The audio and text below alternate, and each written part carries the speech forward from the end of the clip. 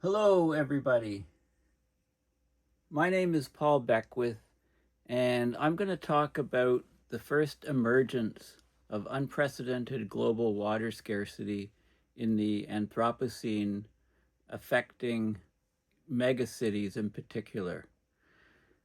Now, if you're like Joe Rogan and some of the other podcasters that rely on crystal balls to try to figure out what's happening in the future, I'm going to talk about peer-reviewed science.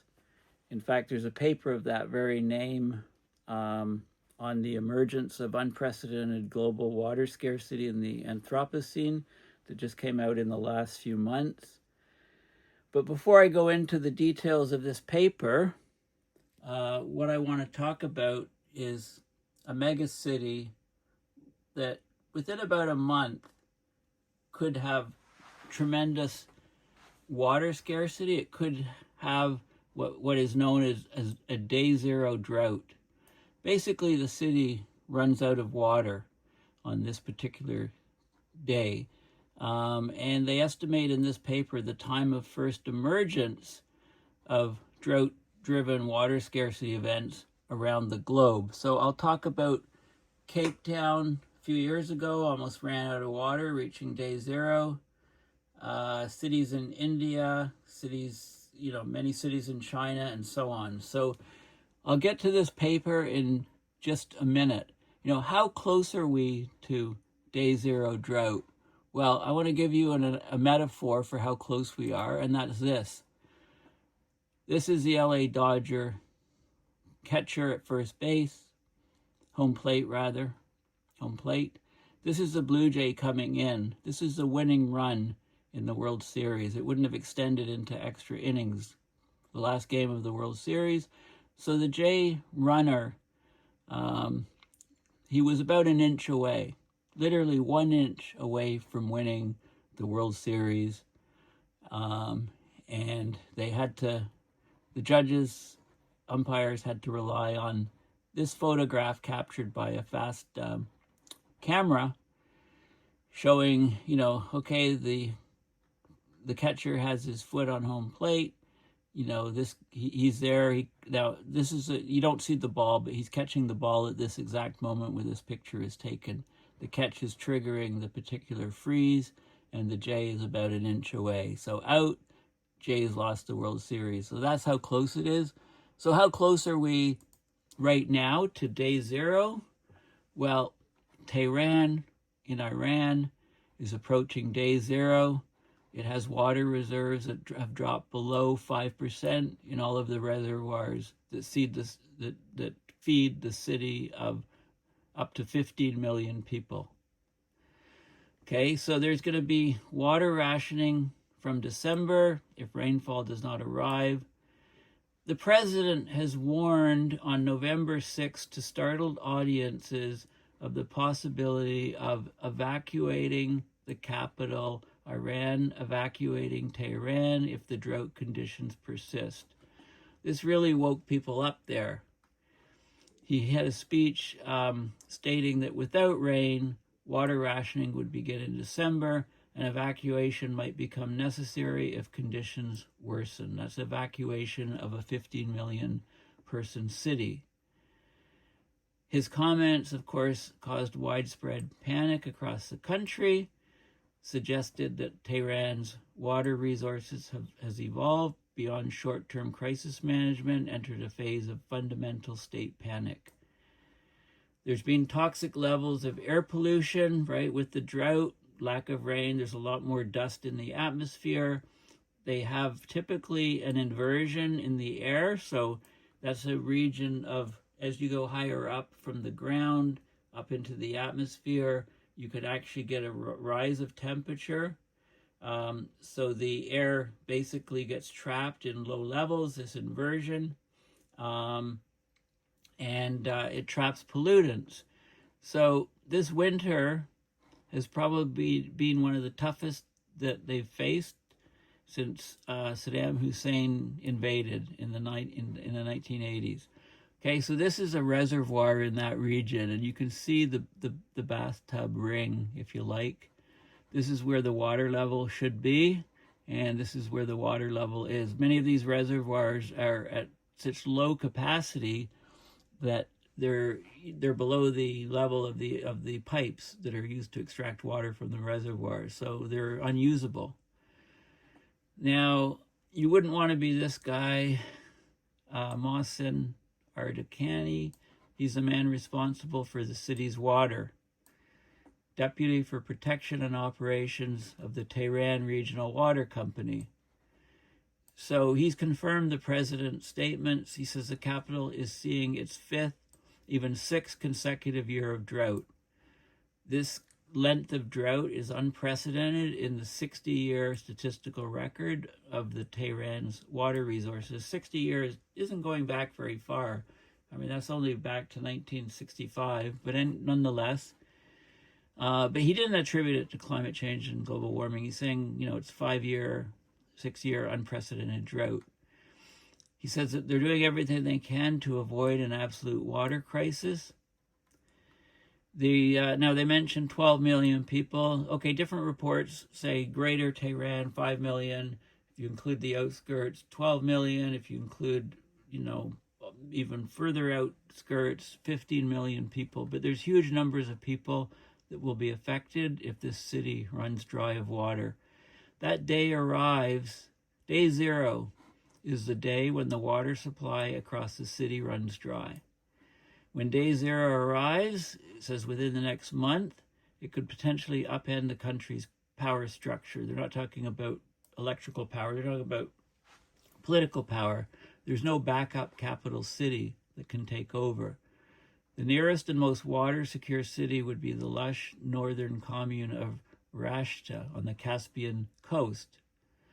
But that city's infrastructure couldn't handle millions of drought refugees from the former capital.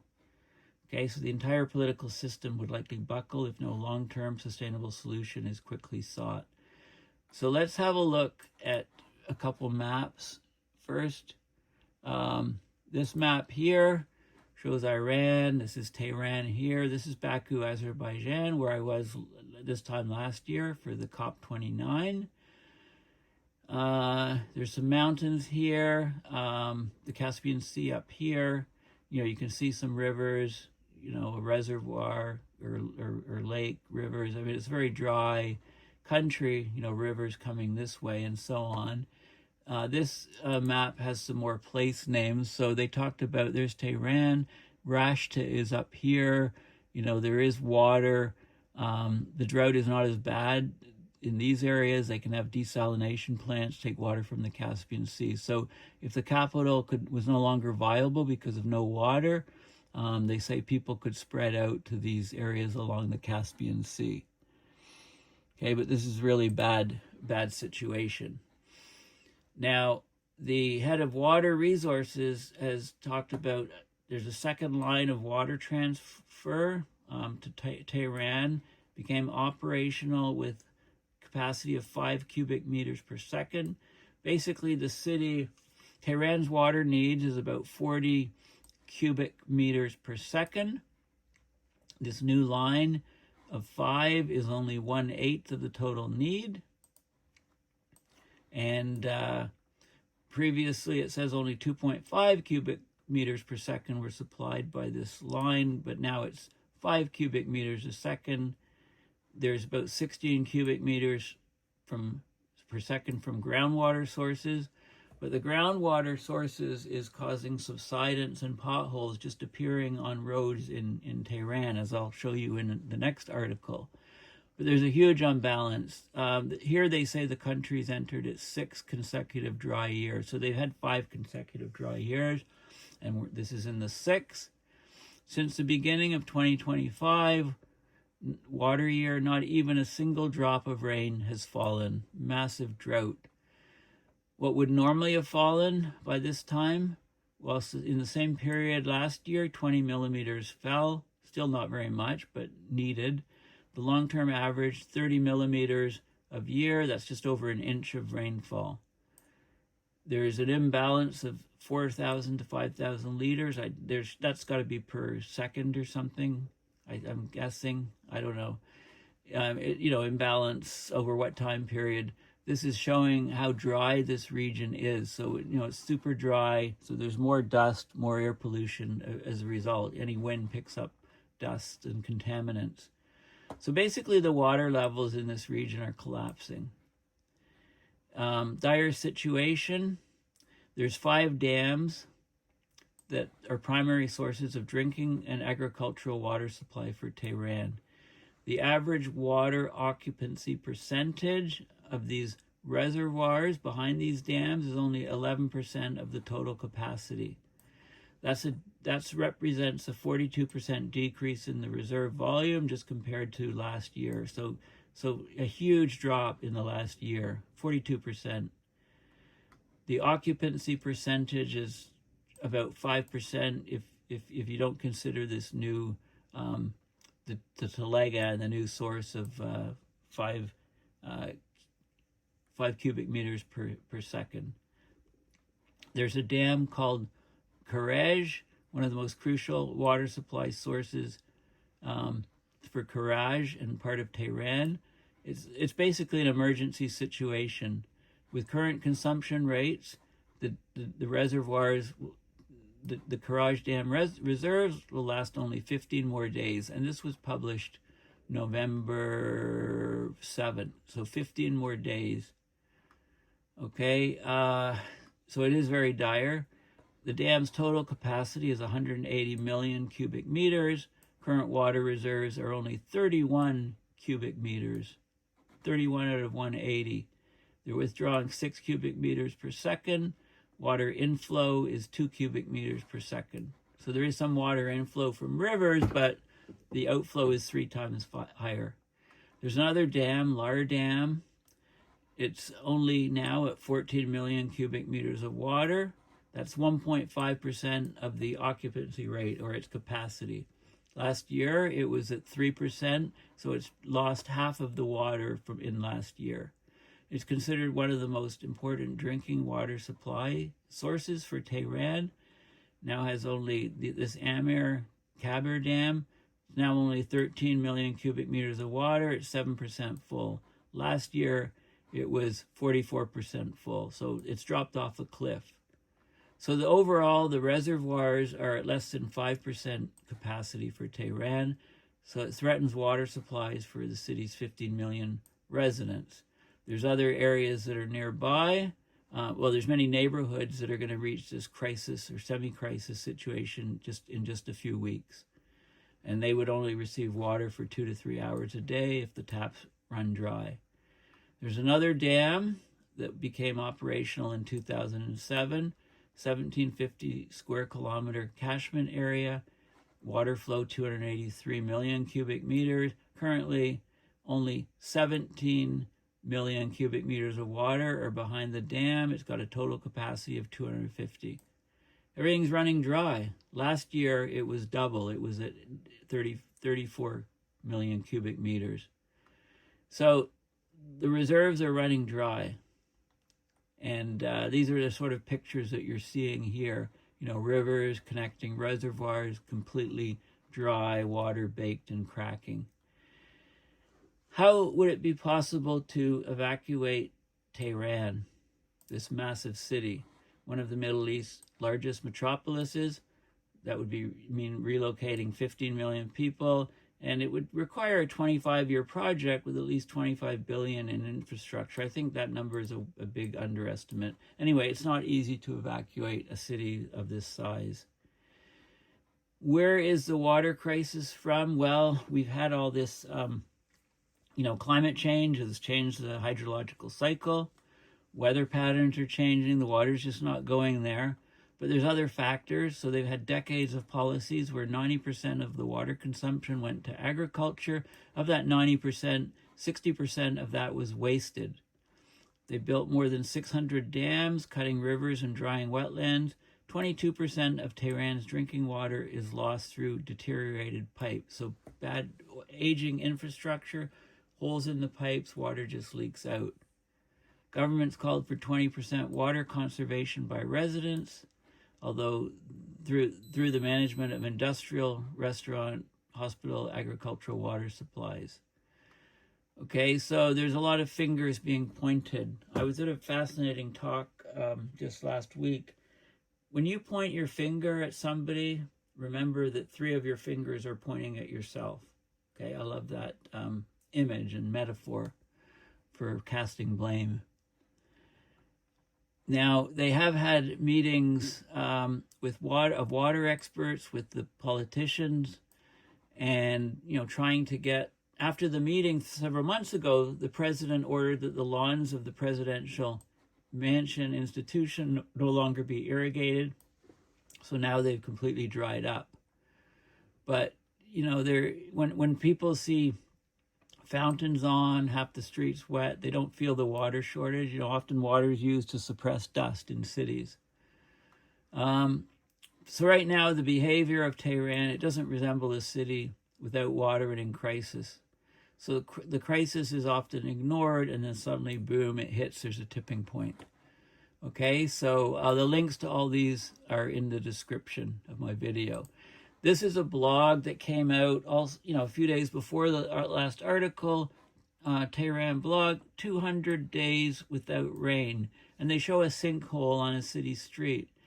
Parts of the city are subsiding about the thickness of a brick, a construction brick, per year. So every week a new hole appears in the ground in Tehran. November 2nd, an asphalt truck going along a street, ground simply gave way, and the lorry tipped into the void. Okay, so this is a system of a water emergency that's accelerated in recent years. No meaningful rain for 200 days. The last proper rain fell in early May. 40 autumn days have elapsed, still no downpours. Unlikely to have significant rainfall until December. So this is a new record, in the 6th year of drought. Basically, there's a huge threat now that they just reached this day 0 of water. And they talk about some of the dams and the pipelines for water, the capacities and so on. But, it's just none of these things have worked. I mean, this drought is really unprecedented. They even had a construction company that's an engineering arm of the Iran Revolutionary Guards build a new pipeline. They completed this new water pipeline in under 8 months, 62 kilometers, supposed to provide drinking water for 3 million people. That's 500 cubic meters of water, 500 million cubic meters of water. But the reservoirs just don't have the water that they thought they would have. So the groundwater is being depleted. The ground is sinking. It's subsiding. In some areas of Tehran, the rate of subsidence has reached more than 20 centimeters per year. Okay, that's 8 inches. Several times the global critical threshold of 4 millimeters. That's considered sort of tolerable. So there's irreversible damage to the underground aquifers, right? They're filling in with soil, they're collapsing, and the urban infrastructure above could be in danger. So, basically when you pump groundwater out of the ground faster than rainwater can replace it, the soil compacts and you get subsidence. Buildings crack, voids appear, roads buckle. Okay, it's affecting cities across the world, from Mexico City, where I'll talk about the drought there, Jakarta, Indonesia. But Tehran is particularly acute because of its size, elevation, and political importance. Okay, so they've had meetings, collaboration, 70 university professors, National Land Subsidence Control Bill. That was more on the subsidence versus the water. Progress is stalled, but it's coming back. So, so there's huge issues with the water and the subsidence. It's very hard to meet demand with supply. It's a very dry place to begin with, and it's getting drier. Water prices are rising. That causes public anger, and so on. Okay, there are photos from the 70s of Tehran. They show a city of tree-lined avenues, flowing jubes, which are traditional water channels. Population was 5 million. Climate was semi-arid but manageable. Then came revolution, war, and explosive growth. Excuse me, that beep that you hear is high CO2 levels. I've shut the door, and I guess I forgot to open some windows. So let's get some air in here. And I won't be breathing high CO2 levels. Okay, so we're having a huge problem, and they talked about by the time authorities noticed the aquifers were dropping, it was far too late for easy solutions. Even in the threat of day zero, when traps run dry, right? South Africa had that in recent years. It hasn't hit home with many people. Okay, so this was a great post on Blue Sky. Okay, the WWF did a report a number of years ago and had these dashboards. They identified 100 global cities expected to suffer the greatest rise in water risk by 2050. Those cities are home to at least 350 million people. So 100 cities, about 3.5 million on average each one. We've already seen several mega cities just days away from running dry. So I'll get to the WWF dashboard in a minute, but let's have a look at what's happened recently. So 10 years ago, Sao Paulo, Brazil, largest city in South America, the taps nearly ran dry. Main reservoirs reached just 6% capacity after an extreme drought, and then the worst conditions for 80 years, and then they got some rains and some relief.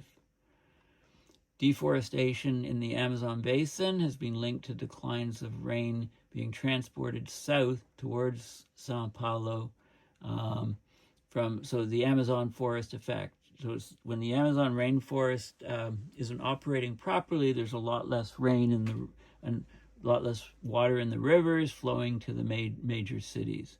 Okay, 21 million people in the metropolis of Sao Paulo, and they were brought to the brink.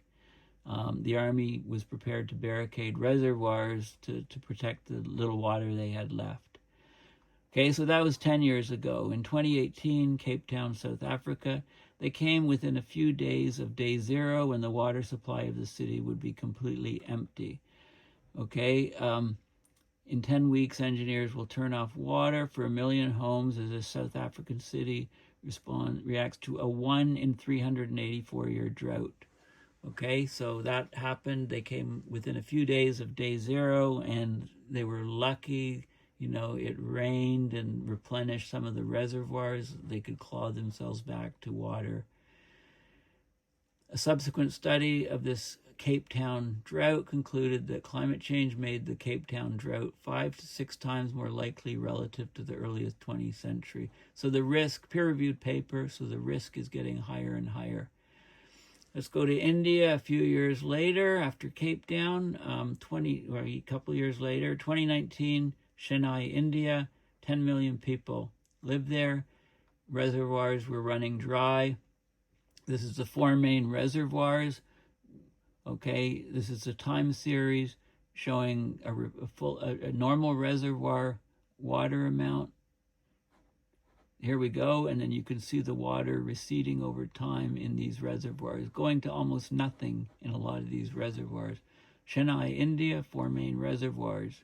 So it was very close to day zero. Last year, Mexico City, Mexico faced its day zero crisis.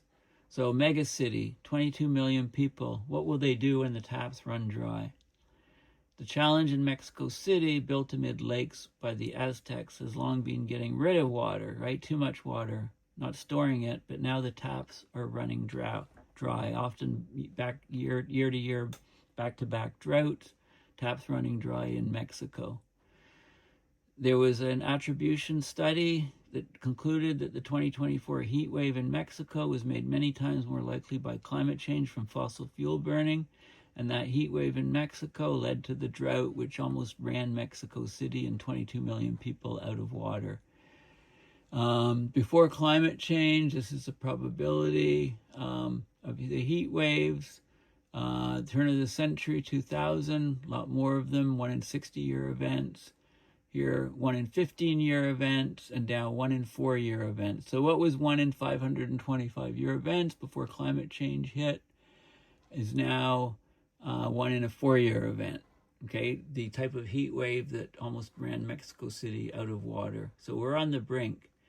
So today, in 2025, the president of Iran has warned that the capital city, Tehran, home to nearly 20 million people, surrounding areas, is almost out of water, could need to be evacuated. Will this be the first city to reach day zero? It's just a matter of time. So they talk about it here. And then there's this new study that was published, which I'm going to go through the details of. Many regions, including major reservoirs, may face high risk of day zero drought by the 2020s and 2030s. Well, we're in the 2020s. Despite model and scenario uncertainties, consistent day zero drought hotspots continue to emerge across the Mediterranean, South Africa, parts of North America. Not immune. Think of the Hoover Dam and the water levels.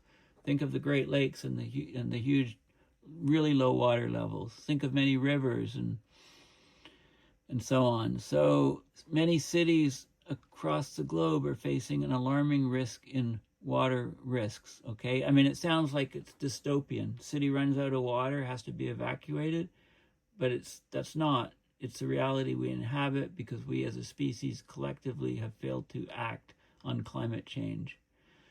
Okay, so if we're worried about sea level on major cities or other things, well, I think this sort of drought is much likely and much sooner in the picture. Okay, this is the WWF report talking about cities across the globe face an alarming rise in water risks. They must urgently invest in enhanced resilience, according to the new WWF scenario analysis. This is from about 5 years ago. 100 cities facing the greatest rise in water risk by 2050 are home to 350 million people. That's almost half the cities are in China, other hotspots in South Asia, many in India, Middle East, South America, Africa. So India dominates both current and future lists of cities with the highest overall water risk. Okay, so they talk about the cities and the dashboards and so on, that they have these. There's a full list of cities, and there's lots of information on the water risks and the filters from WWF. And I had a look at this is the risk filter suite. You can look at biodiversity risks and water risks. Why companies and investors should care about nature. 44 trillion is the economic value generation dependent on nature, according to the World Economic Forum. 46% of global GDP is coming from high water risk regions, or will be by 2050. 10 trillion financial costs from nature loss by 2050. Okay, so there's a risk. So there's different suites, and I specifically looked at the water risk filter. And you can give them your email and sign up and have a look at all the water issues. So GDP growth rate decline by 2050 as water competition grows, 4.5 trillion. Financial impacts from water risks reported by companies, 225 billion. The cost of inaction on water supply compared to the cost of action, 5 times higher. Okay, so they talk about the different risks, physical risks, regulatory risks, reputational risks. Okay, and we're at this paper, which I mentioned at the beginning, but let's have a look at some of the details of this paper. The first emergence of unprecedented global water scarcity in the Anthropocene. So I started this video talking about Tehran and the huge risk of day zero water or day zero drought in Tehran, and how the capital of Iran may have to move soon. So access to, this is from September of 2025, this paper. The authors, interestingly, are from ROK, the Republic of Korea, both of them. Access to water is crucial for all aspects of life. Anthropogenic global warming is disrupting the hydrological cycle, leading to water scarcity. But the timing and the hotspot regions of unprecedented water scarcity they're not so well known. So they estimate around the world 2 factors: the time of first emergence, what year will the city go to these day zero drought conditions? drought-driven water scarcity events that cause basically the taps run dry in the city. And it arises from hydrological compound extremes like prolonged rainfall deficits, reduced river flows, increasing water consumption, lack of storage, drop of reservoir levels, all kinds of different things. So they did climate simulations and an ensemble to look for the timing and likelihood of day zero drought events around the world. Many major reservoirs may face high risk in the 2020s and 2030s, so they give statistics on that. And urban populations particularly vulnerable at 1.5°C warming, which we're at. The length of time between successive day zero drought events is getting shorter and shorter, and it can be actually shorter than the duration of the day zero drought. That will limit recovery periods and exacerbate water scarcity. So it's cascading risks, okay? And they talk about in late 2017 and early 2018, Cape Town, South Africa. It basically had a 3-year rainfall deficit, started in 2015. They got very, very close to day zero drought. They had the lowest river flows since 1904 in the Sonderend River. It drained the largest reservoir. I love the name of the reservoir. The Water Skloof. Okay, critical levels. It was one of the most extreme multi-year droughts on record, led to severe water restrictions and socioeconomic consequences. The city, the long duration of the drought and the high water demand made the situation dire. The city relies 96% on surface water, only 4% on groundwater.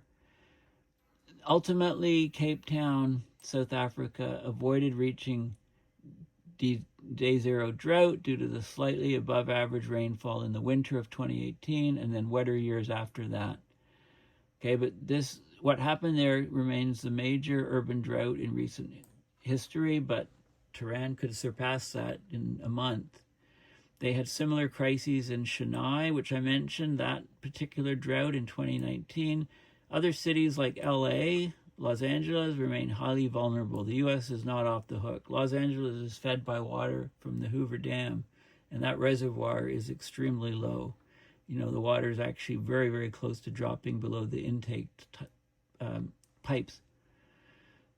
Okay, so water, there's different types of droughts, traditional droughts, meteorological droughts, agricultural droughts, hydrological. They're usually assessed in isolation, based on deficits in precipitation, soil moisture, stream flow. But water scarcity in a city, it's a multidimensional event, right? Supply and demand, and the supply decreases and decreases. The rivers dry up. There's high water demand. The reservoirs are depleted. So it's usually multi-year compound events.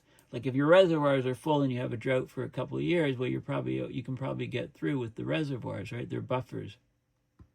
When you get back-to-back drought. So let's have a look at the results, okay? They talk about, there's very few studies that have looked at time of first emergence, when will these things actually happen, and, the durations of them and so on. So they did a lot of modeling, and these are basically the results. So let's look at the figures. Okay, so SPEI, this is...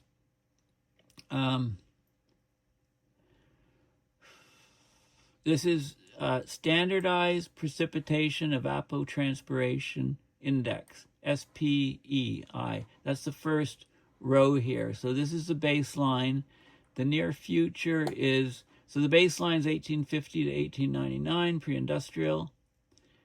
The near future, 2020 to 2050, and the far future, 2070 to 2100. Okay, so this is what we have in the near future, and the red areas are stress. Far future, it's not so far, 2070 to 2100, massive regions of this is basically the evaporation exceeds the precipitation, and you get drying of the whole region, drying out of the reservoirs and rivers and so on. So very grim picture. The next one is SRFI, Standardized River Flow Index. So this is river flow indexes, and you can see problems, some areas getting much drier, other areas actually getting wetter with the shifts of rainfall, causing shifts of that. And then this last one is Standardized Water Scarcity Index.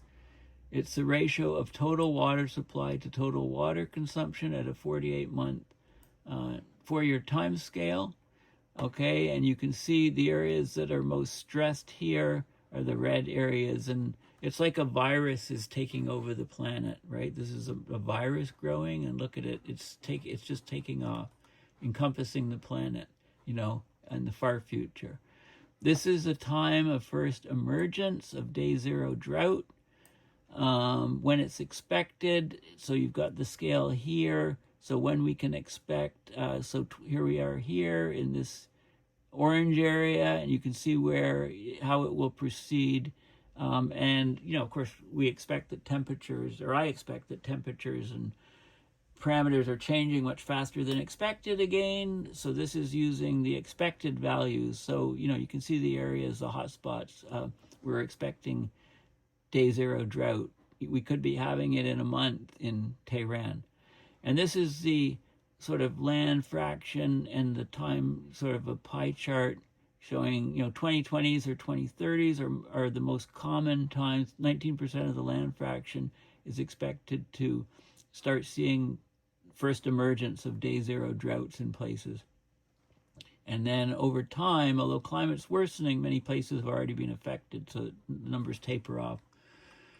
And then they show, they divide the Earth into these different regions, and they show two things. This is probability distribution function, waiting time for day zero drought, the duration of the day zero drought. So for various places. So once they start occurring, they start happening very quickly. Many of them are over in a couple months, but some of them extend out longer. And they looked at all the different parts of the planet for those sort of numbers. So you can see, in the Mediterranean, once they occur, that they last for longer.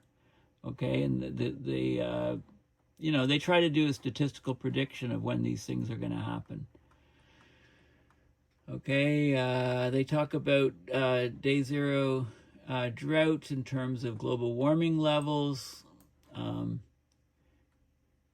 61% of global warming levels related to the time of first emergence of day zero droughts are in the range 1 to 2.5 degrees. Okay, so we're already at 1.5. By the time we get 2.5, 61% of the regions, that they talk about in statistics will have these day zero drought type situations. And if they happen in urban areas where lots of people are living, then you can have a huge problem. They talk about population exposed and stuff like that. So this is population of people. And they talk about, they divide it into rural population, total population, urban population, rural population, how different regions are affected. So total population, for example, 2020, high numbers,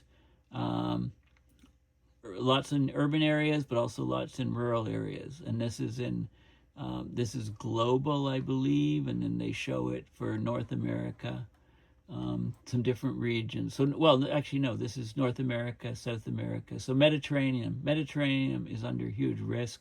We've been seeing lots of wildfires there recently. No surprise, because they're having severe drought conditions. And this is total population, urban population again, rural population. There's uncertainty in the time of first emergence, right? But they try to do statistics. Basically they talk about groundwater, how it influences river discharge, evapotranspiration,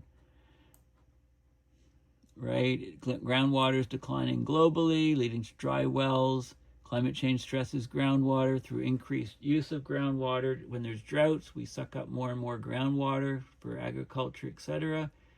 We get less recharge of the groundwater. You need prolonged rainfall to recharge, and if there's deficits, then the hydrological cycle's all shifted. So we get groundwater drought, and then we get subsidence and so on. Okay, so they talk about the different connections and stuff. So basically this study reveals when and where day zero drought may first emerge under climate change. It emphasizes the importance of the compound drought duration and reservoir capacity and driving severity of long-term drought-driven water security and the unprecedented nature of these events. Okay, and so they give a detailed discussion. They mentioned Cape Town again, how that was threatened, because that almost went completely dry, and that was just a few years ago, and now it's Iran's term. So let's, so basically, Houston, we have a problem. You know, we're approaching day zero in Tehran. Could be there in less than a month. That could affect up to 15-20 million people in Tehran and the surrounding area. And if it continues for a long period of time, it could drive people out of the city, including the government out of the city, and cause huge turmoil in Iran. Okay, well, thank you for listening. Please go to my website, paulbeckwith.net, and donate to PayPal to support my research and videos. Thanks again, and bye for now.